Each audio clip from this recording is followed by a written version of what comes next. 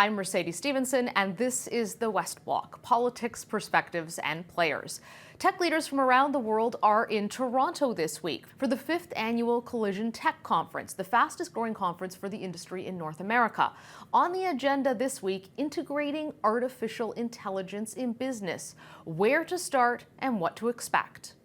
Joining me now is someone who's been participating in that conference, Jodie Wallis, who is the Managing Director for AI at Accenture Canada. Welcome, Jodie. Thanks for joining us. It's a pleasure to be here. So how important is it right now for businesses to get up to speed and adapt to artificial intelligence?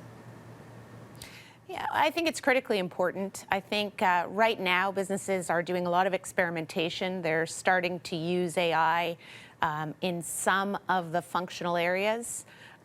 Some businesses are really capturing on the moment and considering AI as a strategic advantage. But in the next few years, it will really be table stakes. It will really be critically important for all organizations to have figured out how to make AI work for them and deliver the business results that they're looking for. What are some of the ways that business leaders might look at incorporating AI as a part of their business model? So it really has applicability across functional areas. The area that probably has the most penetration right now is marketing. And then that would be followed by HR and fraud detection.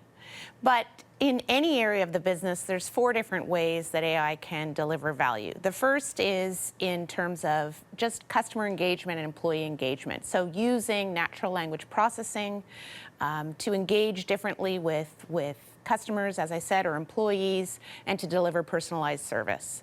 The second is in anything that requires anomaly detection. So think of fraud, think of cyber threats, think of money laundering, anything where with large amounts of data we can identify things that really don't belong. The third is in just better predictions and better support for decision making. So one of the things that machine learning is really good at, in addition to anomaly detection and classification, is prediction. And then the fourth is really in using AI to develop new products and services, both sort of in the research lab, but also dynamically to configure products and services that customers really want to buy. There are people who, of course, when they think about AI, feel a little bit nervous that maybe this is going to take their job or someone else's job. Right. What advice do you give to businesses on how to integrate this into the workforce without it simply replacing people, or is that somewhat of a foregone conclusion? Well, again, AI is pretty broad. So there are certain areas of AI that do impact employee jobs. And I think it's really important for organizations to identify those areas, to get ahead of it, to figure out, what's the best way forward for their employees. But frankly, there are other ways that AI can be used that don't greatly affect employees, that really just lead to better decisions, more accurate forecasting, improved recommendations, and things that make employees' jobs easier. What are some of the ethical considerations for businesses that are trying to integrate AI into their model? So I'll take it just a little bit broader than ethics. I think there's a need for organizations to look at, as they're deploying AI, to look at a responsible AI program. So when I think of a responsible AI program, I think of absolutely ethics being a part of it, fairness or making sure that bias isn't entering into the process. Transparency or explainability, at least, of the AI algorithms, and accountability. If we're asking the AI to make decisions, then we want to make sure that we know who is accountable ultimately for those decisions. And all of these, when you put these issues on the table, at first they may seem very daunting, but they can be addressed through a combination of policy, process, and even tools to help make sure that these elements are being managed on an ongoing basis. When you explain what AI can do, I thought it was interesting when you were talking about it can look for patterns, it can look for unintended consequences, but you're also talking about it making sometimes decisions. What would be an example of using AI in the workplace, not only to monitor things, but to actually execute those decisions without there necessarily being a human in the loop? Yeah, and usually when it comes to decisions, it's a two-step process. So I'll give you an example of on a factory floor. So we worked with a client who produces frozen foods, and we helped them look at how to use sensor data and AI algorithms to detect what kind of raw materials or what weight of raw materials and water content of raw materials are coming into the production line, and then recommend changes to the machine settings in order to optimize yield. So the first step is really to collect the data, train the models, run the models, and then have a human look at the results and say, okay, it's asking me to tweak the machine setting here or there. Let the human decide what to do and then monitor those results. Over time, as we get more and more confident with the results with the recommendations that the AI is driving, we'll move to a place where some of those settings will be automatically set by the machine. What do you think the growth potential is when you're looking forward in terms of the economy and AI being able to enable elements within that to move faster, more efficiently, and perhaps more successfully?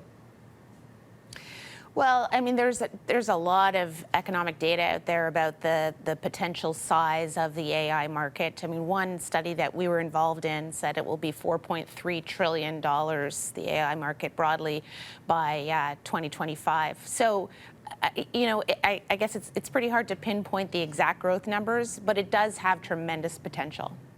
For some who say, okay, I don't have machinery, or I'm not big data, or I'm not Facebook, ones that clearly we know are using artificial intelligence right now, are there some businesses that are more suited to adapting AI than others, or is this something that you really think is going to infiltrate all the way from mom and pop corner stores up to the big tech corporations? Yeah, I mean, I think small businesses, this might sound strange, but I think small businesses have an advantage here. Because one of the really hard things about AI is deploying it into existing operations, especially when those operations are large and complex. Small businesses have the advantage of being able to sort of start from a clean slate with AI and not worry about large, complex sets of systems and processes that need to be changed and addressed.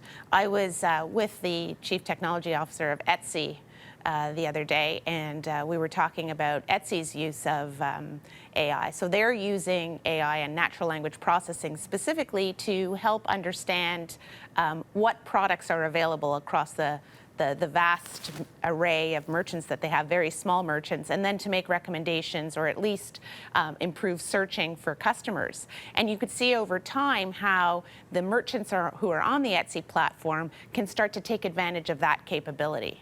The same is true for Shopify. So Shopify, which is a fantastic Canadian company based there in Ottawa, they have tremendous AI capability when it comes to not only making product recommendations for the end customers, but also providing insights to their merchants about what products are selling and how they might make changes to their product lines in order to generate more customer demand.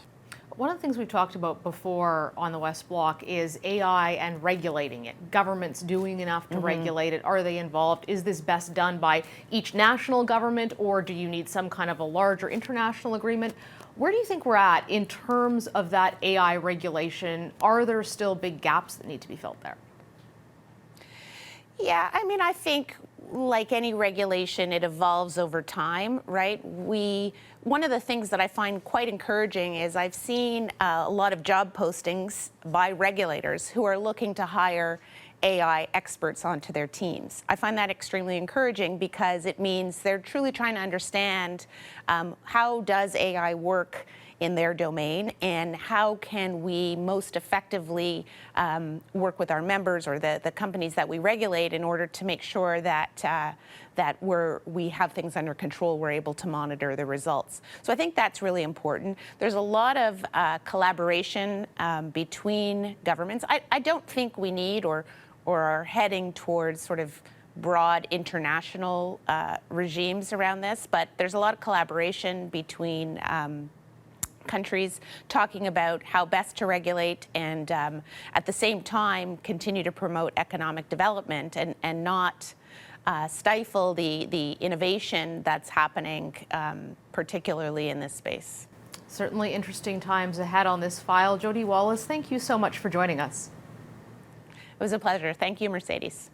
That's all the time we have for today. For the West Block, I'm Mercedes Stevenson.